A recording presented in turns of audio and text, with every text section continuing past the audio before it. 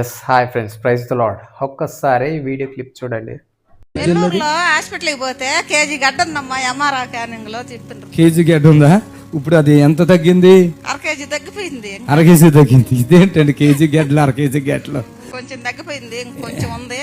మరి కోసుకుని తీసుకుని కొంచెం ప్రార్థన చేయించుకుంటే అది కూడా బాధలు. మళ్ళీ మా పిల్లలు హాస్పిటల్ కానుక ఇచ్చారా మీరు? వేసేసింది. ఎంత ఇచ్చారు? 15,000 అడిగినరు. ఎప్పుడు? పోయినసారి వచ్చినప్పుడు. ఎంత ఇచ్చారు? 6,000 వేసిన.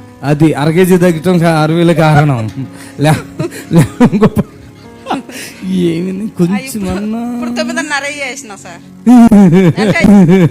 చూశారు కదా నా ప్రియమైన దేవుని సంగమా, నిజంగా ఇది చాలా బాధాకరమైన విషయము. ఎంత బాధాకరమైన విషయము అని అంటే, ఒక సహోదరి తను అంత భయంకరమైన దీన స్థితిలో ఉంటే, ఆమె కడుపులో గడ్డలు ఉన్నాయని చెబుతూ ఉంటే, ఆమె కోసం ప్రార్థన చేయకోకుండా నువ్వు డబ్బులు ఎంత ఇచ్చినావు అని చెప్పి ఈ పాస్టర్ అడుగుతూ ఉన్నాడు అని అంటే, ఇతడు దేవుని సేవ చేస్తూ ఉన్నాడా, లేకపోతే తన స్వలాభం కొరకు దేవుని పరిచర్యను అడ్డు పెట్టుకుంటూ ఉన్నాడా? ఒక్కసారి ఆలోచించు. ఇలాంటి వారి వల్లనే కదా అన్య సమాజము క్రైస్తవులు అంతా ఇంతే అని చెప్పి క్రైస్తవ సమాజాన్ని నిందిస్తూ ఉన్నది. ఒక్కసారి ఆలోచించేయండి నా ప్రియమైన దేవుని సంగమా.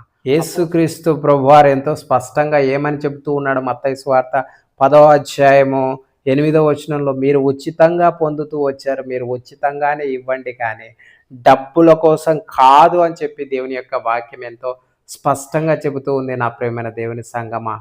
ఆ 6,000 ఇచ్చినందుకు సగం గడ్డ కరిగిపోయిందంట. 15,000 ఇస్తే పూర్తి గడ్డ కరిగిపోతుంది. ఇది ఎంత బాధాకరమైన విషయం అండి. ఇలాంటి వారిని బట్టే అన్య సమాజము క్రైస్తవులను ఎంతో భయంకరంగా దూషిస్తూ ఉంది. నిజంగా ఇలాంటి వారిని దేవుడు క్షమిస్తాడా అంటే ఖచ్చితంగా కాదు. ప్రభువా ప్రభువా అని పిలుచు ప్రతివాడు పరలోక రాజ్యంలో ప్రవేశించాడు, కానీ నా తండ్రి చిత్తము చేయువాడే పరలోక రాజ్యంలో ప్రవేశిస్తాడని అంటాడు.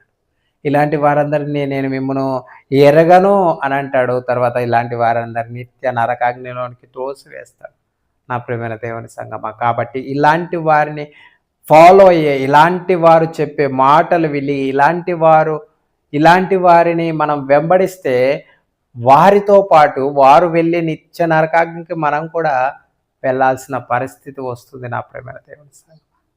కాబట్టి దయచేసి జాగ్రత్త వహించండి, లేకపోతే ఎంతో భయంకరంగా నష్టపోవాల్సిన పరిస్థితి మన జీవితంలో మనము ఎదుర్కోవాల్సి వస్తుంది నా ప్రియమైన దేవుని సంగమా. అందుకే పేతురు రాసిన 2వ పత్రిక 2వ అధ్యాయంలో దేవుడు ఎంతో స్పష్టంగా మాట్లాడుతూ ఉన్నాడు. కల్పన వాక్యములు చెబుచు మీ వలన లాభం సంపాదించుకుంటారు. ఏంటంటే మీ వలన లాభం సంపాదించుకుంటారు.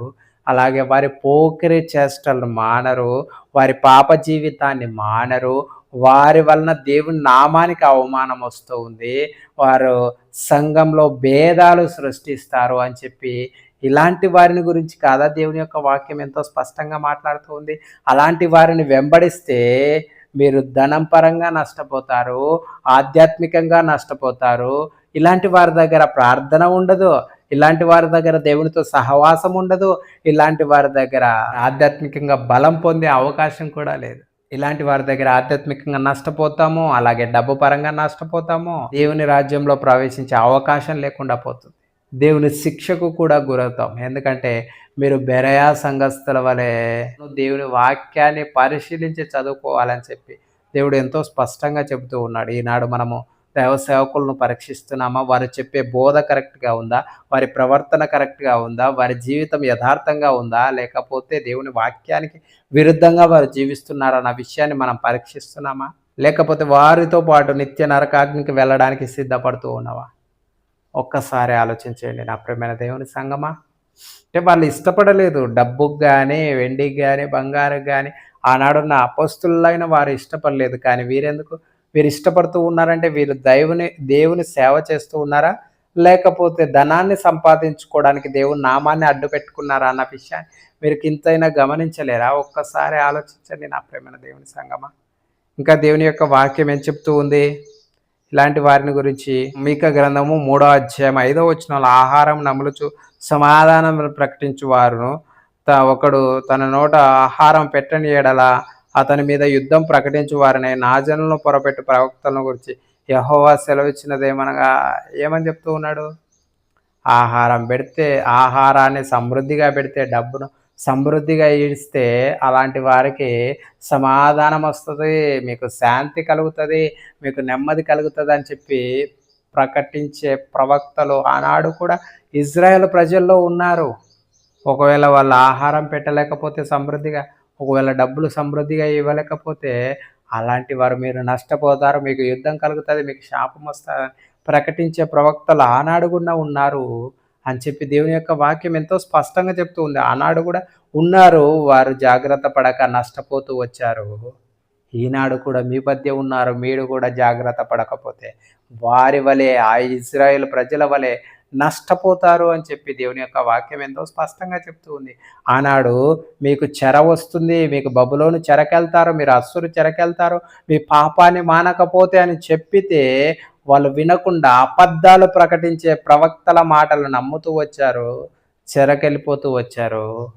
ఈనాడు కూడా దేవుని వాక్యాన్ని కేవలం తమ స్వలాభం కొరకు వక్రీకరించి బోధించే బోధకుల మాటలు నమ్మితే మీరు కూడా ఆనాడున్న ఇజ్రాయెల్ ప్రజల వలె శాశ్వత చెరకెళ్ళిపోతారు, నిత్య నరకానికి వెళ్ళిపోతారు నా ప్రియమైన దేవుని సంగమా. కాబట్టి దయచేసి జాగ్రత్త వహించి మీ యొక్క జీవితంలో ఇప్పటికైనా జాగ్రత్త కలిగి జీవించాలని ప్రభు కోరుకుంటూ ఉన్నాడు. కాబట్టి దయచేసి జాగ్రత్త వహించండి.